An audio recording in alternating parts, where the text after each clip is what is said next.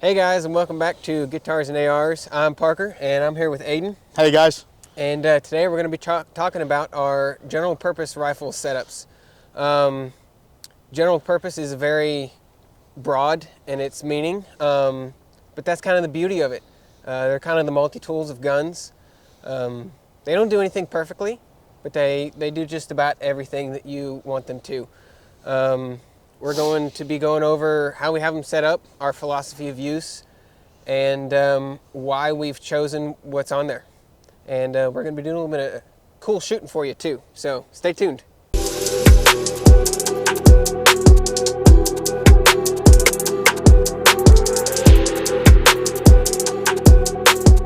Alrighty, well, starting from the front, I've got a Otter Creek Polonium K that I got from y'all's gun shop. Tactical in Chickasha, Oklahoma, or tacticalgun.com. tacticoolgun.com. And the reason I went with that was obviously it's the Polonium K, so it's going to be a shorter package, keeping the overall length smaller. That way I'm not lugging around a musket, you know. But also the price point. I have a Surefire muzzle device on the end of the gun that the suppressor attaches to. My first thought was to go with a Surefire suppressor because they're tried and true, and that's what I wanted. But the price of this was half the cost and works just as well in a lot of people's opinions, from what I'm aware. And it works great for me. Like I said, I've got a Surefire muzzle device underneath that, and that's going to be the War Comp. And that's specifically because I bought this BCM upper on a Blim sale, and they pin and welded it for me, and the War Comp is what they had in stock, so that's what I went with. 14.5 inch barrel, pin and welded, like I said, with a mid-length gas system, so a little bit better shooting, nicer shooting. BCM handguard, I think it's I don't think it's their lightweight one, but it's their standard version with the Mark II upper receiver, so it's better optimized for a suppressor. The light is just a cheap Amazon flashlight that I got. I looked up a weapons mounted light that can mount to M-LOK rail, and that's the one that popped up, and it's a Tough Soul flashlight, and it's worked very well. I've had it for a few years, and I've been pleasantly surprised. Tape switch still works. It doesn't flicker or turn off when you shoot, and it just works. Moving back, I've got the Primary Arms 1-6 SLX Nova reticle, so it's got that red dot bright reticle in it. It's got the BDC in it as well, so I can and have shot out to 500 yards. On top of that is the Siley CT2 and the 12 o'clock position for the red dot. And I prefer that because it's all in line. I can get on target with the dot and then drop down into the LPVO to get on target at distance. The buffer is a Geisley buffer of some sort. I don't remember which one it is exactly, but shout out Benji. He bought it for me and sent it over to me, and it works extremely well, so thank you. Going down, I just run Magpul furniture. It's their basic set. It works well for me. Got a Anderson lower. It works, it's in spec, and it was cheap. And inside of that lower is an Anderson enhanced trigger, I think it's called. It's a single stage.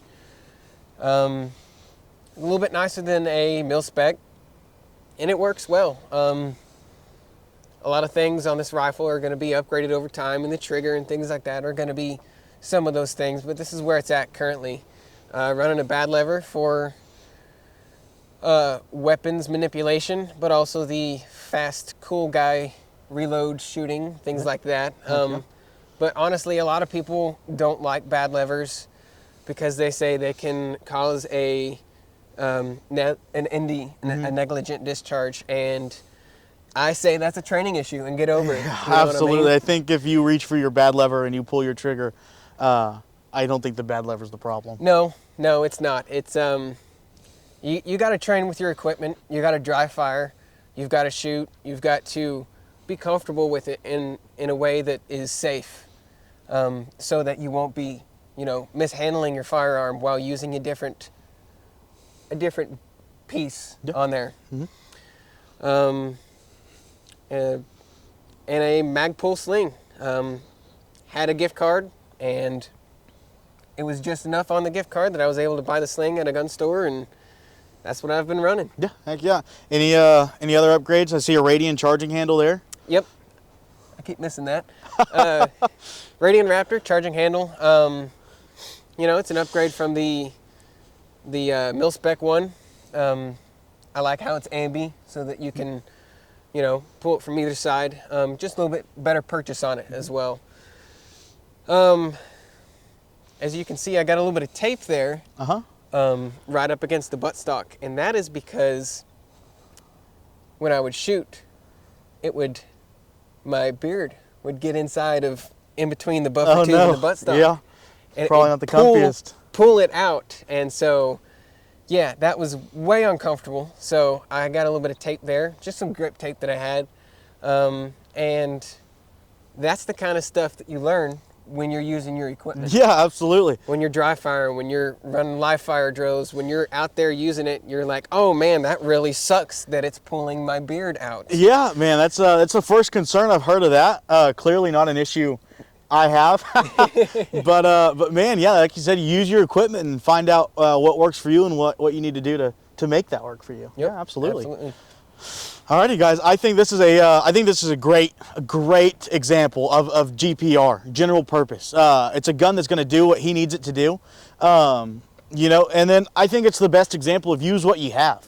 So a lot of this is reiterated for us, not for you guys. So I'm kind of saying all this a second time. So sorry if it doesn't seem as interesting now, but. We're both young guys, 22 years old, the both of us. We both have wives and kids and families to feed. I think our biggest concern at the moment is, where we are in life is making sure there's food on the table and bills are paid. Worry about the not necessarily problems, but the guarantees that we have now, and then we know we will have tomorrow. That being food on the plate and electric bills, water bills paid, more so than what light you have for your made-up scenario. So that's what I love. That's what I love about this build is it works for him, and then he truly uses what he has. I think that's awesome. I think it's great.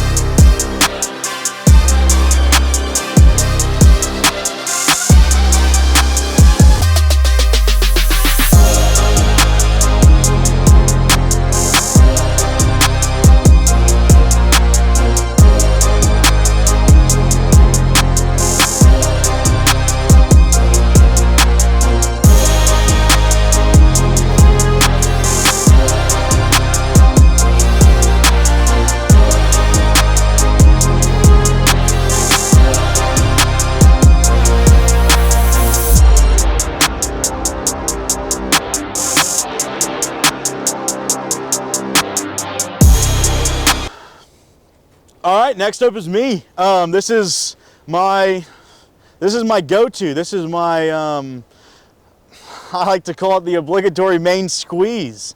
So not necessarily what this video is for.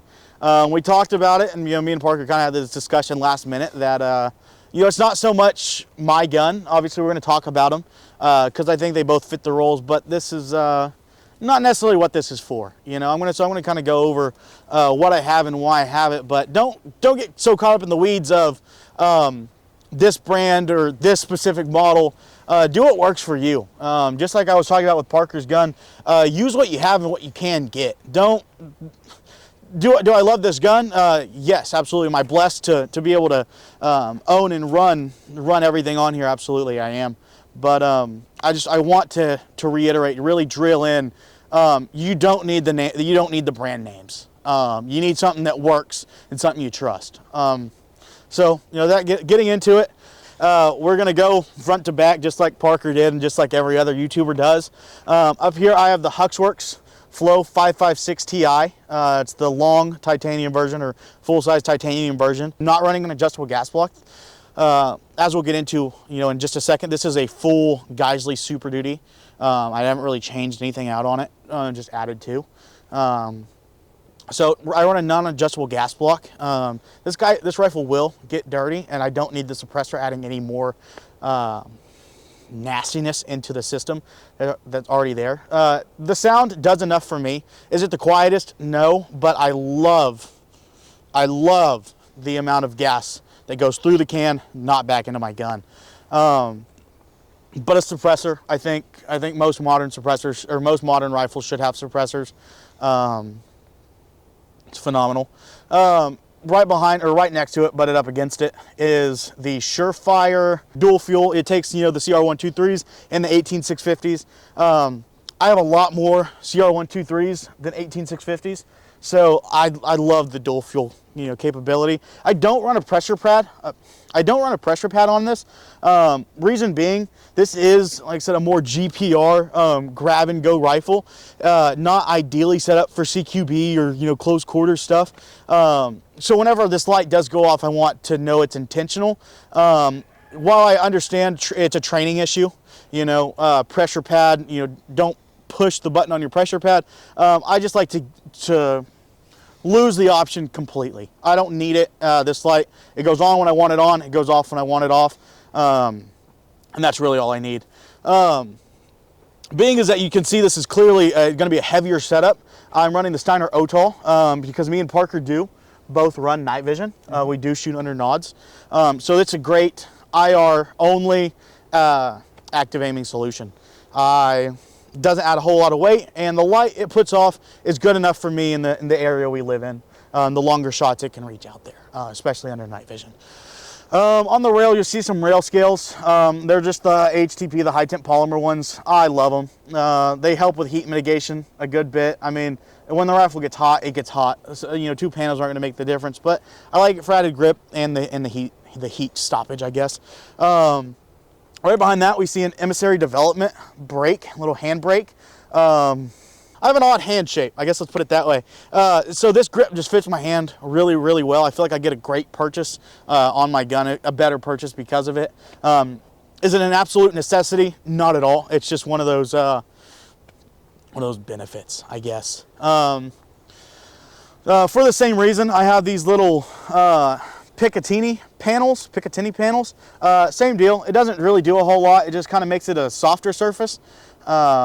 Fits my hand a little bit better and then helps with heat. That's all.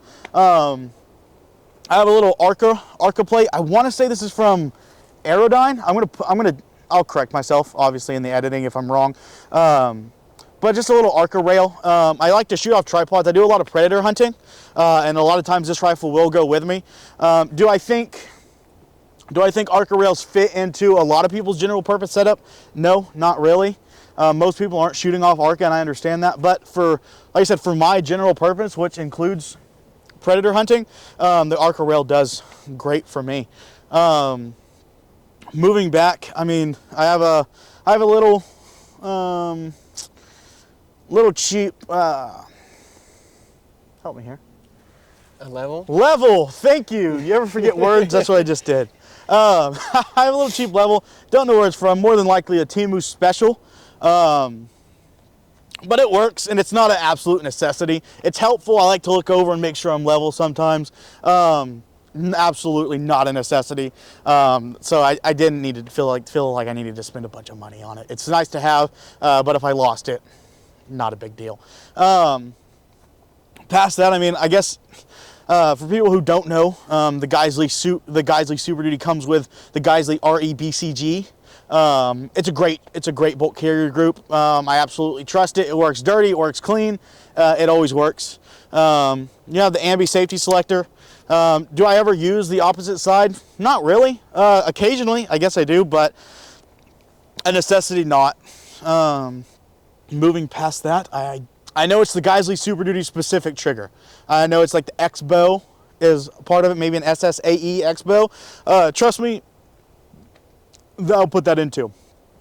Trust me, I'll put that down there on the bottom. It'll be on the screen. You'll see. It also comes factory with the Geisley ACH charging handle. Great charging handle. Great for gas mitigation or gas reduction. Being as though I have this suppressor on here, it's not an absolute necessity, but it does great. Past that, I swapped out the pistol grip, the Geisley branded pistol grip, for a B5 one. The B5 is significantly better, in my opinion. I'm not a fan of the Geisley pistol grip at all. I honestly wish they came standard with this grip.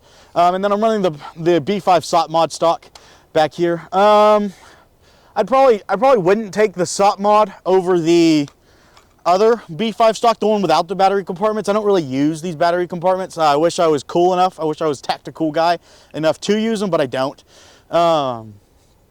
So if it didn't come with the gun, I probably would run the other B5, but I digress. Past that, you can tell I'm a Steiner fan. Steiner is my absolute favorite optics manufacturer, so I'm a little biased, but they make great quality stuff. Anyone who says otherwise is absolutely lying to you. This is the Steiner H6XI 2-12. For my GPR, I like the ability to reach out a little bit further. Here in Oklahoma, we have a lot of farmland, a lot of flat farmland. A 300 to 500 yard shot is not uncommon. Not about average. Yeah, it's absolutely. So I think the 2-12 does everything I needed to do, probably exceeds it, but I don't feel limited in capability at all. Parker, I say off camera, it was on camera, but it got cut out earlier, said, is it going to make him a better shooter? No, but it will enhance the capabilities he already has. And I think that's a great way to put it. Will a 2-12 make you a better shot than, say, like a 1-6? I don't think so, but I do like the ability to turn it up to the higher magnification and be able to see out a little bit farther. And the reason I feel comfortable enough to have a 2-12 versus an LPVO, like something with a 1 power, is because I'm running the 12 o'clock Steiner MPS, much like Parker and a lot of other builds I've seen. The 12 o'clock red dot is amazing for quick target acquisition, to find a target before you get on your magnification. But because I have a very, very reliable, quick find 1x solution, I don't feel like I need that in my scope or my optic, my main optic, I guess I should say. So that's why I feel like I'm able to start with a 2 power versus a 1. Because really, if I had a top dot on an LPVO, I probably wouldn't use that 1 power much anyways. Parker, you could obviously attest to that better than I could. How much you really find yourself using the 1X in your LPVO? So I first bought the LPVO as a one-stop shop of, close and far shooting. And then I started to know better. I started to shoot more, and I started to train and research and understand what I needed and what my capability was. And I came to the conclusion that 1X on an LPVO is unnecessary. I understand that's kind of like what the LPV is for, but that's kind of why I'm eventually going to go with say a 2-10 or something like that. Is I don't ever use the 1X on the LPVO. It's only the top dot. And so I keep the LPVO set to 6X. And I can and have shot very recently to 500 yards. But a 2-10 would be better for better PID, positively identifying your target. Knowing what you're shooting at, what's behind it, that kind of thing. It also, it doesn't have wind holds. So it's very windy out here in Oklahoma. And so the reticle on that is limited. Yeah. But for just starting out, it served me for almost 2 years now. And it's done very well, and I can make it work. Yeah. But yeah, the 1X on the LPVO itself doesn't get used at all anymore. Yeah. And so the red dot bright reticle is useless to me now. I never turn on the illumination on that. It's just a solid crosshair. Right. And that's it. Yep.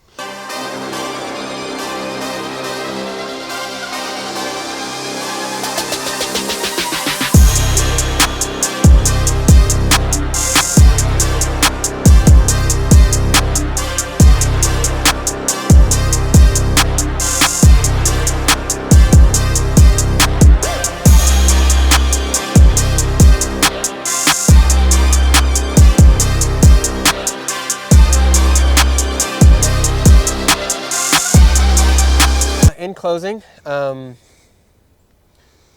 guess we can kind of go over, for me personally, looking towards the future, what I'm going to change. Yeah. Obviously, the flashlight, it served me well, and it works very well, but it's not exactly what I'm looking for. I'm looking for something with a little bit more candela to reach out a little bit further. So I'm probably going to go with a Surefire of some sort, you know. I've got to get a laser aiming module. I have night vision, and shooting passively sucks. It's less than ideal. It's doable. I've done it, but it's less than ideal. So some sort of laser and illuminator so that I can shoot with my night vision. Not only easier, but again, kind of going back to that positively identifying your target, the illuminator can just light it right up like a flashlight. So get one of those eventually. Like I mentioned before, I'm not a huge fan of the LPVO anymore. I got it 2 years ago before I knew better, and it works for me. I've shot it out to 500 yards, no problem, but it's quite windy here in Oklahoma, and our average shot is 300 to 500 yards. So the reticle is limiting.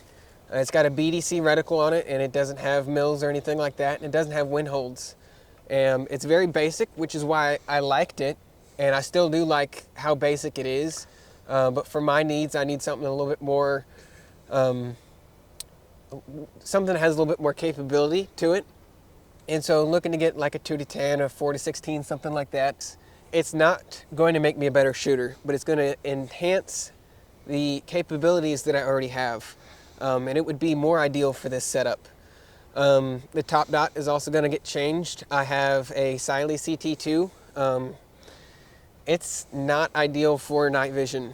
It's a $100 dot. I can't expect it to be great under night vision. I can definitely make it work, but the glass clarity and the illumination is less than ideal.